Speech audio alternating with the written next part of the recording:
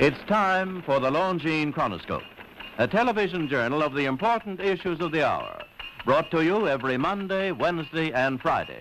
A presentation of the Longines Whitnor Watch Company, maker of Longines, the world's most honored watch, and Whitnor, distinguished companion to the world-honored Longines. Good evening, this is Frank Knight. May I introduce our co-editors for this edition of the Longines Chronoscope? Larry Lasser, CBS News correspondent, and Kenneth Crawford, National Affairs Editor of Newsweek magazine. Our very distinguished guest for this evening is Admiral Richard E Byrd. The North Pole used to be a no-man's land, but these are the days when, by buying a ticket on a commercial airliner, you can fly across the North Pole and drink a cocktail at the same time.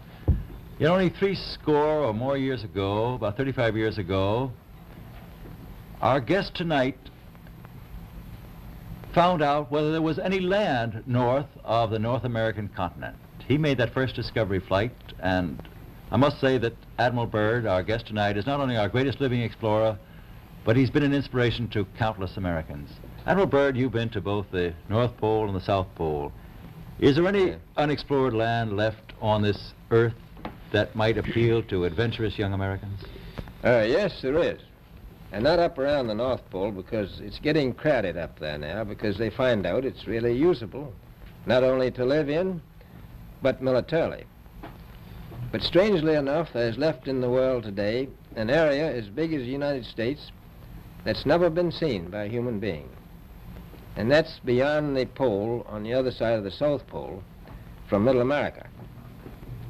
And I think it's quite astonishing that there should be an area as big as that unexplored. That's a tremendous So challenge. there's a lot of adventure left down at the bottom of the world. Well, Admiral, do you hope to see that? I do. Well, Admiral, Yeah. would you say that since you've been to both the extremities of Earth, are these expeditions to such far-off places, are they getting easier because of modern techniques, or is danger still close at hand? Well, it's a little risky, but nothing like it used to be with the old slow planes and the small cruising radius where we had to put down bases. We replaced the dog teams, and of course that was a big improvement. But now the planes go much faster and they are safer, and they have a much bigger cruising radius. You haven't got the danger of a terribly heavy load. Admiral, an expedition to which I believe you're the advisor is now en route. What is that expedition doing? Well, that's the icebreaker Antarctica, and it's a reconnaissance expedition. It's going down to the South Pole area to make certain observations and to look for some bases. They will be back in April, and they will report back, and upon the information we get from that undertaking, we will base the bigger expedition that's to follow. Is that very definitely planned, or is that... That is being planned right now. So I'm willing to say to you that there will be a number of expeditions that will follow, I think, year after year, at the bottom of the world, because the government has really become interested. Well, Admiral Byrd, I can understand, I think everybody can, the interest in the North Pole because it's so near our greatest challenger, Soviet Russia. But why this interest in the bottom of the world? Nobody living down there, is there? No, it's pretty cold. There's only one permanent resident, that's the emperor penguin. The little ones live further north. I tell you one reason they're interested. It's by far the most valuable, important place left in the world for science. That's why the scientific groups all over the nation are really interested. But more important than that, it has to do with the future of the nation, those to come after us, or even during your lifetime, because it happens to be an untouched reservoir of natural resources. And you know, as the world shrinks with an ever-increasing acceleration, far-flung places once useless, like we thought the North Pole was, and no man's land, become very useful. The bottom of the world will be important, not only to us, but to our allies. I was going to ask you, does it have military importance? It has some, and as the world shrinks, it will continue to shrink with an ever-increasing acceleration. thus bringing these places closer. And in the future, I can see a time when it will be very, very important strategically. Well, has the development of air power increased the strategic importance of places like the oh, very much Parma so. Peninsula, we'll say? Very much so. Even now, if anything happened and we lost the Panama Canal, we would have to control the islands just north of Antarctica, which are part of Antarctica. Then between there and Cape Horn. I've heard it said that there are 7 continents in the world, and one of them has never been seen by a woman, and that's Antarctica. Is that actually true? Well, if the Palma Peninsula is an island, as far as I know, that's true. No woman's ever stepped foot upon the Antarctic continent, and it's the most peaceful place in the world. Well, I'm sure that won't last very long. I understand now that you're working with the Arnold Bread Company in charge of frozen foods. Now, is there any future for frozen foods down these frozen extremities? Well, I think the human race can be helped by that. This was thought out by Dean Arnold, who's, in my opinion, a great humanitarian. He learned that we went down there after 4 or 5 years and finished a meal that we had left there on the table when we had evacuated Little America. Everything was perfect, including the bread. So he got the idea of this frozen bread, and already he sent some to Europe, and it worked very well over there for some of the starving people. So you can store it down in the Antarctic and against the lean years, and you wouldn't have any people in the world really starving if you did that. Yes, in the event of an atomic war... You'd stay there forever. Admiral, you speak of the resources of Antarctica. What are they? What are the natural resources there? Well, we've found enough of coal within 180 miles of the South Pole in a great ridge of mountains. It's not covered with snow, enough to supply the whole world for quite a while. Well, that's the coal. Now, there's evidence of many other minerals.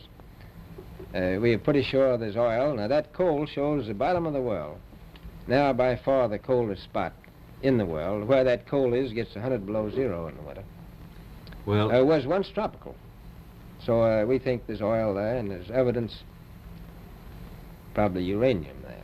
is it any secret, is there uranium there? That would be the only thing that would be practical to actually go after, I suppose. Everything else would be economically unfeasible, wouldn't it? Well, as we recklessly expend our resources, the time will come when we'll have to go after that stuff down there. Well, you know, I avoided what you said about uranium. I'm not sure about that. I don't want to have the world fight over the Antarctica. Admiral Byrd, is there a competition among other nations to try to get information about Antarctica and possibly to secure some of these resources? Well, yes. There are now 7 nations very much interested. Russia is interested tremendously. That I'm sure of. Australia has an expedition down there. The Argentine, the Chile, New Zealand, Britain, and so on. Now, you can understand those people down there being interested because they live down there, the New Zealanders, the Argentinians, the Chileans, and Australians. And so we don't do much about claiming anything. Admiral, you make this sound a little crowded. Are there that many expeditions now there or en route there? Well, you know, as I said, it's the most peaceful place in the world, but I don't think it will be for long because of this intense interest on the part of other nations and this nation. Well, Admiral Byrd, are private expeditions a thing of the past? Is expedition and exploration, making expedition and exploration now purely a government function because of the tremendous cost and organization? No, I don't think so. I think down south it may be more or less a thing of the past, but not other expeditions that go there. A lot of them go north now. This latest expedition now on the way is a government expedition, I take it. Yes, that's the government. Admiral Byrd, may I ask you, is there a great difference between the top of the world and the bottom of the world? There is. Now, the North Pole is the center of an ocean 10,000 feet deep. The South Pole, the center of a plateau, 10,000 feet high. The North Polar Sea is surrounded by continents slightly frozen. The Antarctic continent is surrounded by a belt of ice frozen seas of at least 1,200 miles thick. Now, the south is a plateau. It gets, in some places, 14,000 feet up. I've been over areas about 13,000, and it's a little bit chilly up there. So there's that big difference between the top and bottom of the world. The north really isn't very cold up there on the Arctic Ocean. Not compared to the south. Admiral Byrd, we often hear it said that our young Americans now aren't as hardy as their forefathers. Do you think that Americans do measure up to the standards, the physical standards and morale standards of the past? I do. I don't believe that. I think they're just as hardy. Well, what would you say was the most valuable factor on an expedition? Is it morale, or physical courage, or is it sheer equipment? Well, I've always thought that loyalty was by far the most important trait. The British told me that when I first went down in 28, that I couldn't possibly get through the winter night without a mutiny if I took more than 20 men. But to serve science, I had to take 42 men. Then I took 56 the next time, and so on. So, and I did find that loyalty was the most important thing during the winter night when it's very hard on your nerves. I think that's best trait. Well, that's a very valuable characteristic at any time. Well, thank you very much, Admiral Byrd. It's been a great pleasure to have you here tonight. It's a pleasure to be with you. Yeah. The opinions expressed on the Longines Chronoscope were those of the speakers. The editorial board for this edition of the Longines Chronoscope was Larry Lasser and Kenneth Crawford.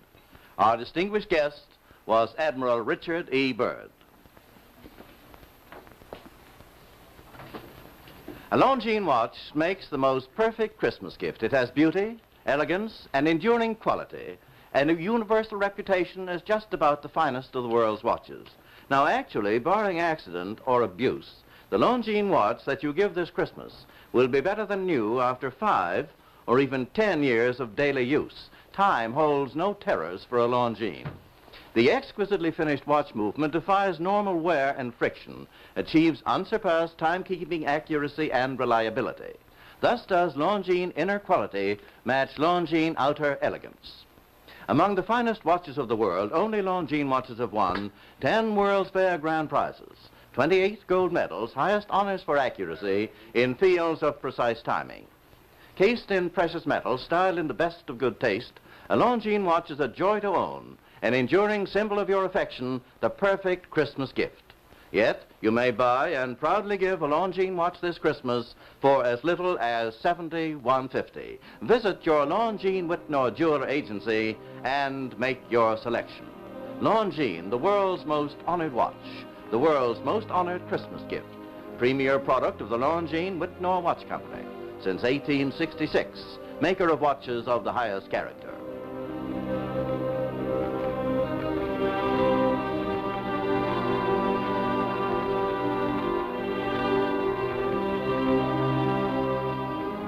We invite you to join us every Monday, Wednesday, and Friday evening at this same time for the Longines Chronoscope, a television journal of the important issues of the hour, broadcast on behalf of Longines, the world's most honored watch, and Whitnor, distinguished companion to the world-honored Longines.